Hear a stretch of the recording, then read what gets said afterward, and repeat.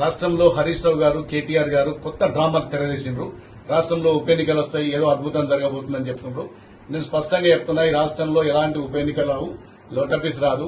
మీరు 2014లో అధికారంలో వచ్చినాడు 2023 వరకు దాదాపు 60 మంది ఎమ్మెల్యేలను ఎమ్మెల్సీలను కొనుగోలు చేసినటువంటి నీచ చరిత్ర మీది. ఆనాడు రానటువంటి ఉప ఎన్నికలు కొత్తగా ఎందుకు వస్తాయి? ఉప ఎన్నికలు ఎట్టి పరిస్థితుల్లో కూడా రావు. మీరు ఆ రోజు కాంగ్రెస్ పార్టీకి చెందినటువంటి ఎమ్మెల్యేలను ఎమ్మెల్సీని, తెలుగుదేశం పార్టీకి చెందినటువంటి ఎమ్మెల్యేలను ఎమ్మెల్సీని, వైఎస్ఆర్ కాంగ్రెస్ పార్టీకి చెందినటువంటి ఎమ్మెల్యేలను ఎంపీలను, అదేవిధంగా బహుజన సమాజ్ పార్టీ ఎమ్మెల్యేలు, చివరికి ఎంత నీచులంటే ఎక్కడ కూడా దేశ చరిత్రలో కమ్యూనిస్ట్ పార్టీకి చెందినటువంటి ఎమ్మెల్యేలు పార్టీ ఫిరాయించిన చరిత్ర లేదు.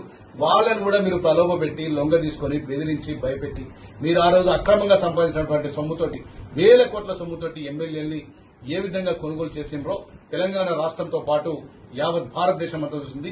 ఈ దేశంలో ప్రజాస్వామ్యాన్ని, రాజ్యాంగాన్ని కూనీ చేసిన ఏకైక పార్టీ బీఆర్ఎస్ పార్టీ. ఇలా పార్టీ ఫిరాయింపులకు బ్రాండ్ అంబాసిడర్ బీఆర్ఎస్ పార్టీ. ఇలా మీరు ఏ ముఖం పెట్టుకుని ఉప ఎన్నికలు వస్తాయి, ఏ ముఖం అని మాట్లాడుతూ ఉన్నారు? ఇలా పార్టీ మారిన ఎమ్మెల్యేల గురించి మీకు మాట్లాడే నైతిక అర్హత ఎక్కడిది? ఫిరాయింపుల గురించి మాట్లాడే నైతిక అర్హత ఎక్కడిది?